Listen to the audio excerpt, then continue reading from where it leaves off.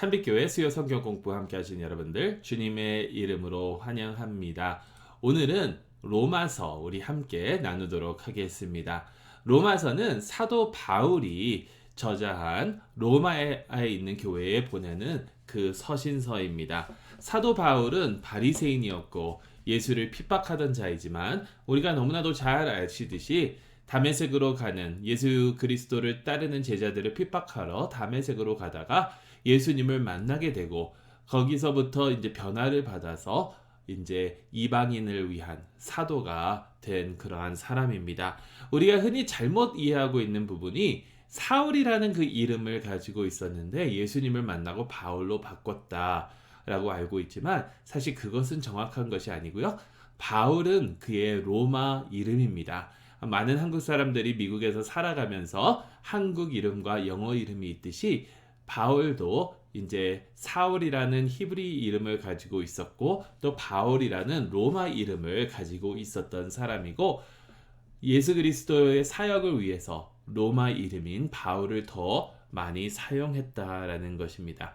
그가 이 기록한 이 로마서는 로마에 있는 교회에 이렇게 보내는 서신인데 바울이 기록한 여러 서신 중에서도 가장 깊고 가장 정확하고 가장 상세하게 복음을 설명한 그러한 서신입니다.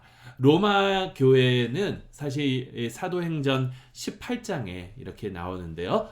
유대인과 이방인들이 함께 공존하던 그러한 교회입니다. 함께 있었는데 클로디어스 황제로 인해서 유대인들이 로마에서 추방을 당합니다. 추방을 당하고 5년 후에야 다시 로마로 돌아올 수 있었는데 그때는 5년 동안 유대인들이 교회에서 없었으니까 교회가 하는 그런 모든 풍습이나 교회의 문화가 이방인들의 문화를 많이 따르게 되었고 유대인들이 돌아와서 아니다, 유대인의 전통을 따라야 한다. 너희가 할례도 받아야 되고 코셔 그 음식 법도 따라야 되고 이러면서 교회 안에서 마찰이 있기 시작했죠. 그런 교회에게 바울이 이 서신을 쓰면서 하나가 돼야 된다. 그리스도 교회로서 하나가 돼야 됨을 강조하고 바울은 이 로마 교회를 발판으로 서양으로 더 나아가기를 원했습니다. 그래서 스페인까지 가서 복음을 전하기를 소망했습니다. 자, 이 로마서는 크게 네 파트로 우리가 나눌 수 있는데요. 각 파트마다 복음이 어떠한 역할을 하는지를 보여주는데 1장부터 4장은 복음은 하나님의 의를 나타낸다. 하나님의 의를 드러낸다라는 그 내용이고 5장부터 8장은 복음은 사람을 새롭게 한다. 새 사람을 만든다라는 것입니다.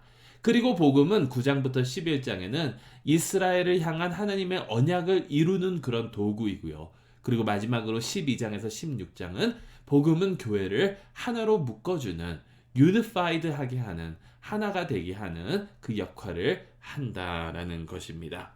자, 이것을 우리가 좀 더 구체적으로 살펴보도록 하겠습니다. 복음은 하나님의 의를 드러내는데 하나님의 의, 하나님의 그 죄와 인간의 죄와 하나님의 그 죄에 대한 해결책을 이렇게 설명하고 있습니다. 하나님께서는 예수 그리스도를 희생하심으로 예수님의 죽음과 부활로 하나님의 의를 나타내신다라는 것이죠. 하나님의 의라는 것은 하나님은 항상 공평하시고 정의로우시고 또한 그것뿐만이 아니라 신실하신 분이시다라는 것을 의미하고 있습니다. 그런데 하나님께서는 이렇게 신실하시지만 인간은 그렇지 못하고 인간은 죄에 갇혀 살아갔다라는 겁니다. 우상 앞에서 인간은 굴복하고 말았고 이 세상에 하나님께서 창조하신 것들을 창조주 하나님보다 더 높이면서 그것들을 위해서 살아갔다라는 겁니다.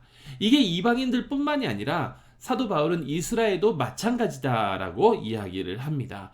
이스라엘조차도 죄에 갇혀 살아가고 있었고 이스라엘은 어떻게 보면 이방인들보다 더 큰 죄를 범하고 있었으니 그 이유는 이스라엘은 하나님의 율법을 가지고 있었다라는 것이죠.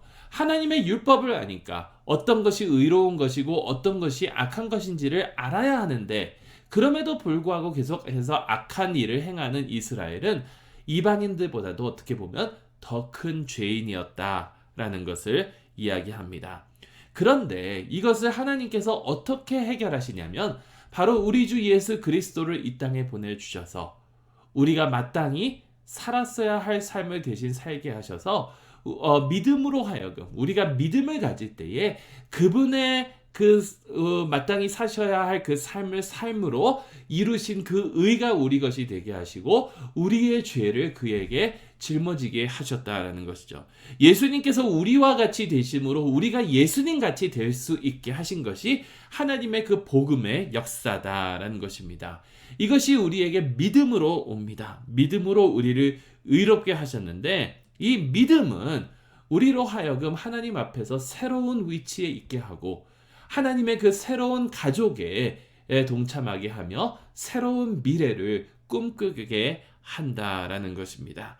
그리고 이것은 이스라엘 사람들뿐만이 아니라 예수 그리스도를 믿는 모든 자들이 누릴 수 있는 특권입니다. 여기에 칭의라고 했는데 이것은 우리가 정말 의롭다가 아니라 하나님께서는 우리를 의롭게 여겨 주신다. 믿음으로 말미암아 예수 그리스도로 말미암아 그렇게 해 주신다라는 것이죠. 자, 이렇게 칭의를 받는 것은 믿음으로 말미암아 의롭다 칭함을 받는 것은 우리로 하여금 새로운 사람으로 거듭나게 합니다.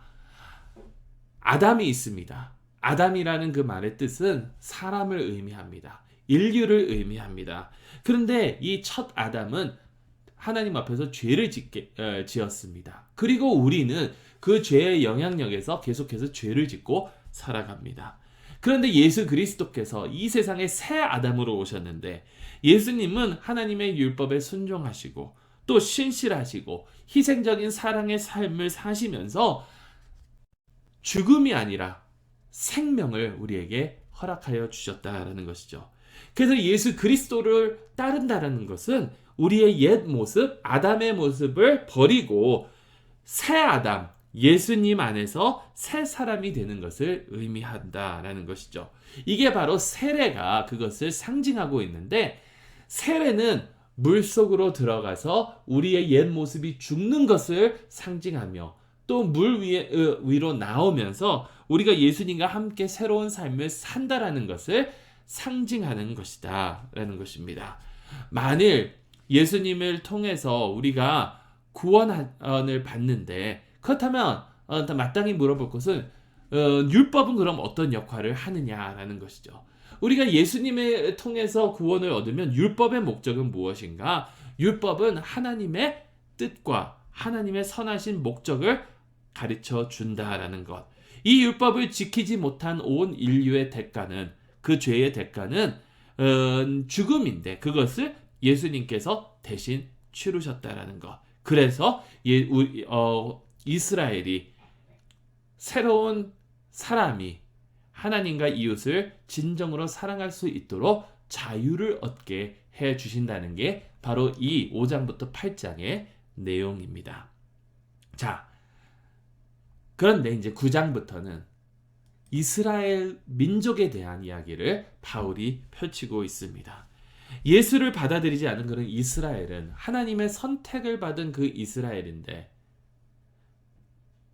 선민의식을 가지고 있는 그 이스라엘은 과연 어떻게 되는가?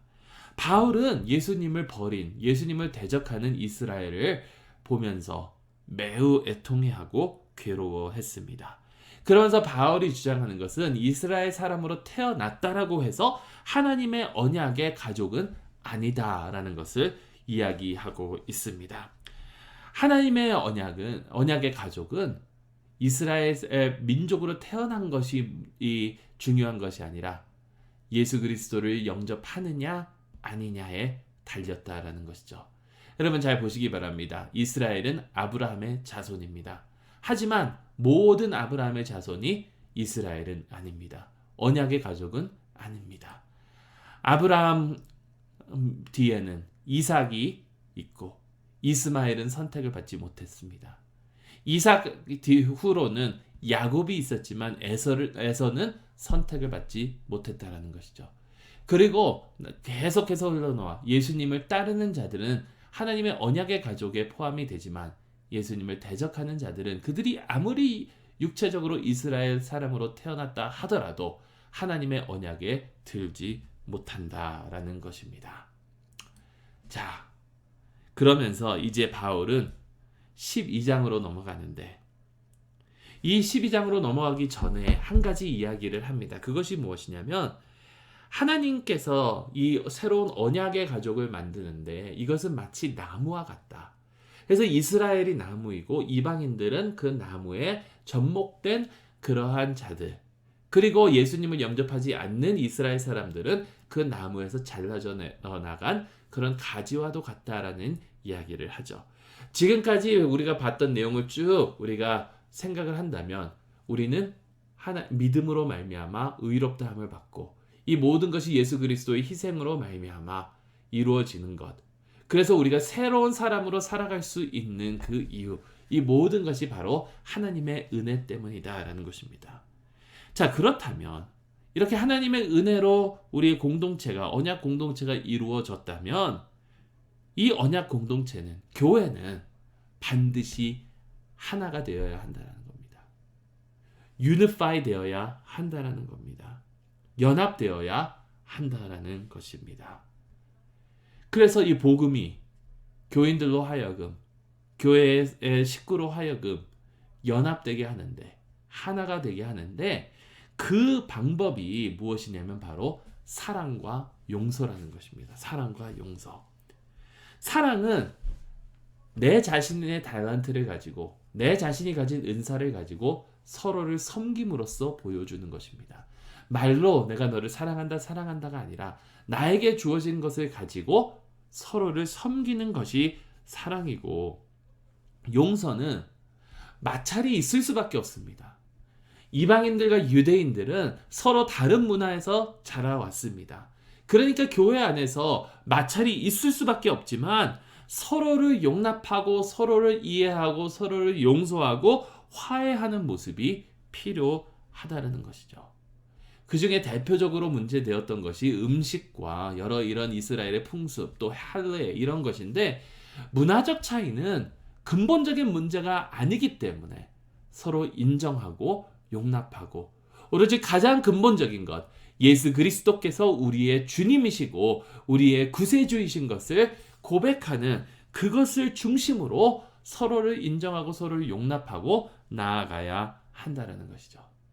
이러한 설명을 한 후 바울은 피비를 시작으로 모든 사람들께 인사하며 안부를 물으며 서로 하나가 되고 서로 함께 화평을 이루라라는 그 격려의 말씀으로 로마서를 마치게 됩니다. 사랑하는 성도 여러분, 우리 모두는 예수 그리스도의 은혜로 말미암아, 예수 그리스도의 은혜로 말미암아 구원을 받은, 하나님 앞에 의로움을, 칭함을 받은 그러한 자들입니다. 그러니 서로 함께 사랑과 용서로 화목을 이루는 저희 모두가 될 수 있기를 바랍니다. 만약에 우리가 상대방을 깎아내리거나 마찰이 있거나 이것이 계속해서 이어진다면 그 이유는 아마도 우리가 중요시 생각하는, 우리가 하나님보다, 예수님보다 더 중요시 생각하는 우리에게 우상이 있기 때문이 아닐까 생각을 합니다. 사도 바울은 1장부터 이 우상이 우리를 얼마나 사로잡고 있는지 전하고 있습니다. 이 우상을 내려놓을 수 있는 그 믿음이 우리에게 필요합니다. 오로지 주님만 붙들 수 있는 믿음이 우리에게 필요합니다. 이 로마서를 통해서 하나님께서 우리를 얼마나 사랑하시고 하나님께서 우리를 위하여 어떻게 은혜를 베풀어 주셨는지 다시 한번 깨달으시면서 정말 주님을 위하여 살아갈 수 있기를 간절히 소망합니다. 몇 가지 우리 함께 질문 묵상하고 마치도록 하겠습니다. 필요하시면 비디오를 멈추시고 이것을 묵상하며 시간을 보내시기를 바랍니다. 나를 사로잡고 있는 우상은 과연 무엇인가? 내가 놓지 못하는 나의 삶의 주권자는, 우상은, 나를 사로잡고 있는 그것은 과연 무엇인가? 그리고 이러한 우상들이 어떻게 나와 내 이웃의 관계를 방해하고 있는가? 이 우상이 혹은 나와 내 이웃의 관계를 찢어놓고 있지는 않은지, 이 우상 때문에 관계가 틀어지고 있지는 않은지 생각해 보시기 바랍니다. 그리고 마지막으로 화해하고 나아갈 수 있기 위해서 내가 실천할 수 있는 한 가지는 과연 무엇인가? 우리가 하나가 되기 위해서 나와 다른 사람이 서로 화해하고 용서하고 사랑으로 하나가 되기 위해서 내가 실천할 수 있는 그 한 가지는 과연 무엇인가? 이 질문들 묵상하시면서 주 안에서 승리하시길 간절히 소망합니다.